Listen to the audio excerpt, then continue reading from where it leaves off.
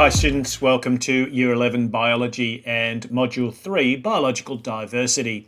This is video number 17 and we're going to have a quick look at the different methods that we can use to date prehistory and particularly rocks and or fossils. Our learning intention for this video is that you can investigate using secondary sources evidence in support of Darwin and Wallace's theory of evolution by natural selection, including but not limited to techniques used to date fossils and the evidence produced. So there's two main methods that we want to look at here, and the first is known as relative dating. Now, relative dating is something that allows you to look at comparisons between, say, two different locations or rocks and or fossils within a single location and make conclusions about them based on their position relative to other rocks in their own group or related to rocks and fossils in different groups.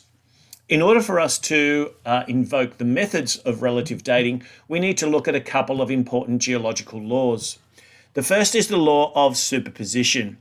And the law of superposition is basically a law that tells us that in an undisturbed column of rocks, the oldest rocks will be at the bottom and the youngest will be at the top.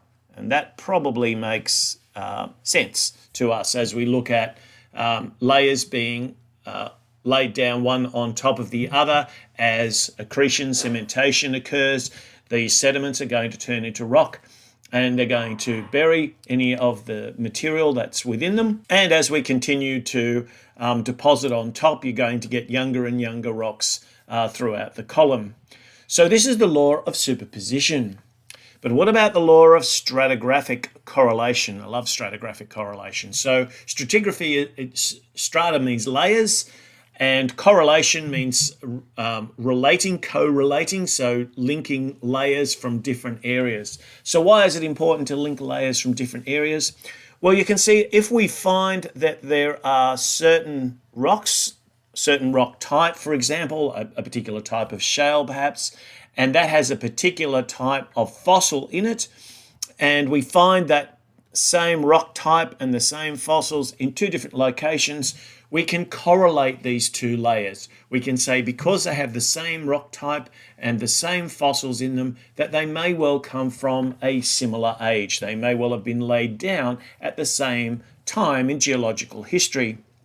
This is important for us if we're trying to look at some of the relationships between extinct or fossil organisms and living organisms, because it gives us some idea of what sort of organisms were living in perhaps different places at different times.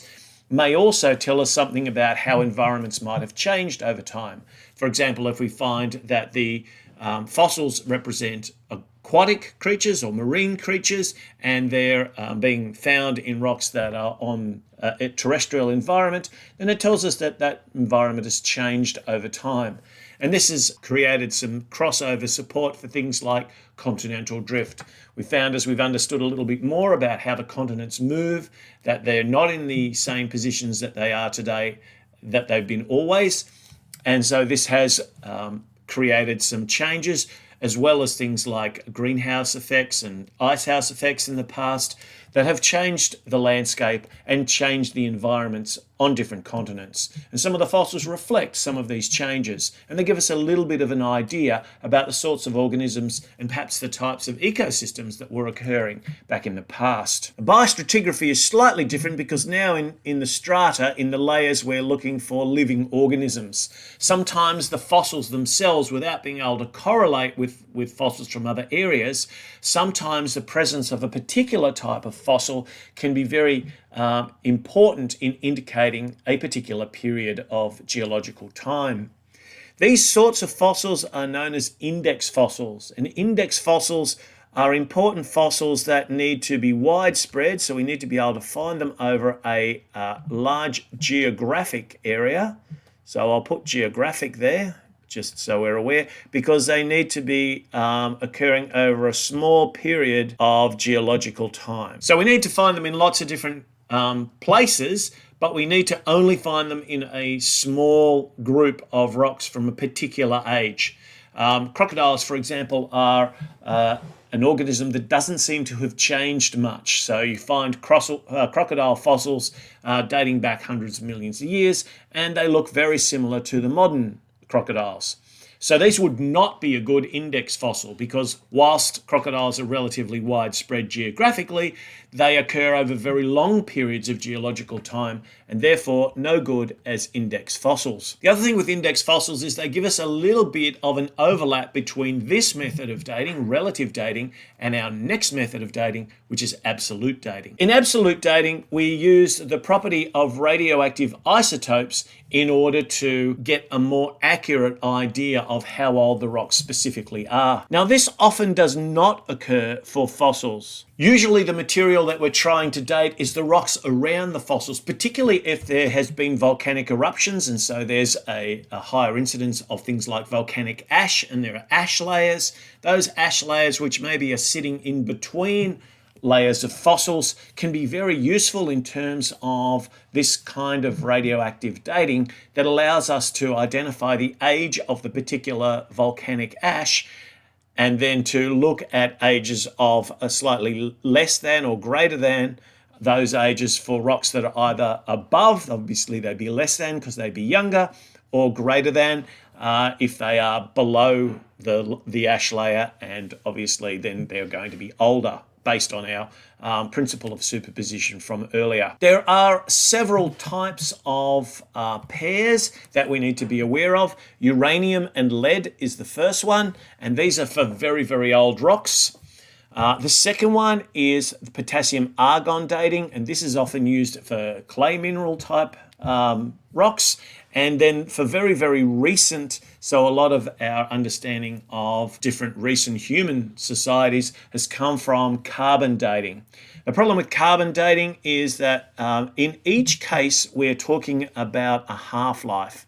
We're talking about a period of time over which half of those radioactive atoms will decay.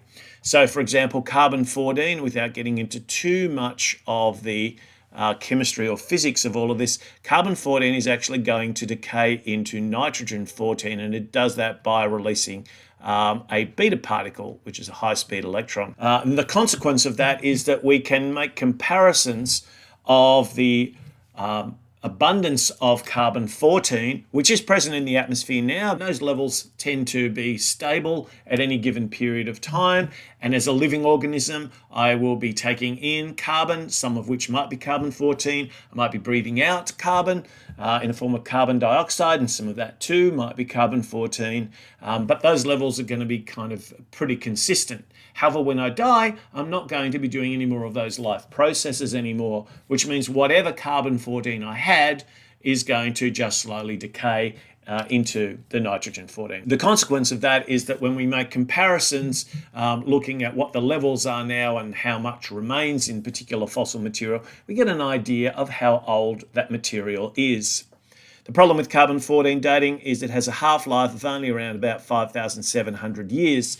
And generally speaking, we look at 10 half-lives as about the limit, the amount of material, the original radioisotope that remains after 10 half-lives, so halving and halving and halving and halving and halving, is so small as to be virtually useless. So beyond 10 half-lives, we don't tend to date, which means any material that is older than about 57,000, 60,000 years, we just don't use, or we can't as accurately use a method like carbon-14 dating. Now, I did talk about index fossils, and you can see some examples of some great index fossils here from not really the Precambrian, but from the Cambrian period through to the recent Quaternary period.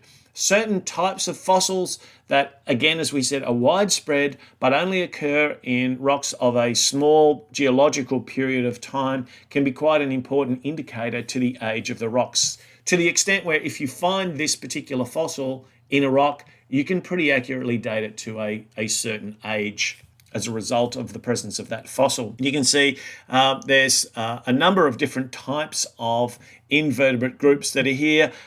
We've got a number of different trilobites. We've also got some brachiopods.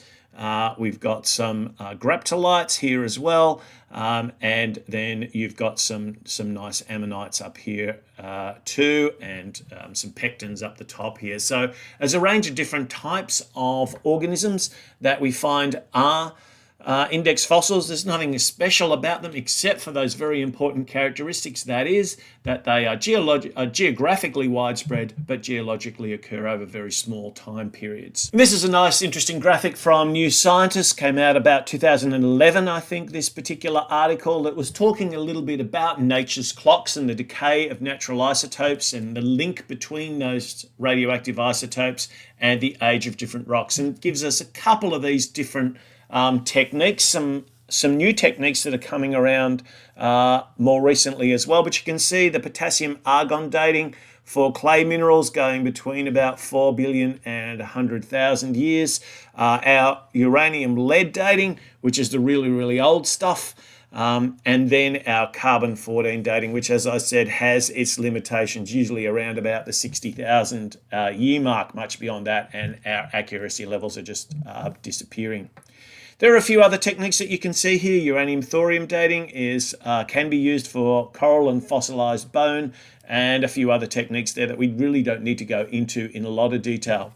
What's the key with all of this? The key with all of this is that there are different techniques that we can use to get a bit of an idea about the age of different fossils.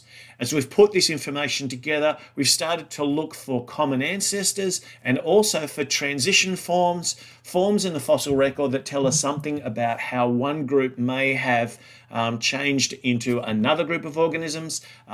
One of the best examples of that's Archaeopteryx, which has characteristics of both reptiles and birds, and that would be a transition, not a common ancestor. So make sure that you understand the difference between a common ancestor, which has diverged to create a range of different descendants, and a transition form, which is something that sits in between two different groups. Thanks for watching.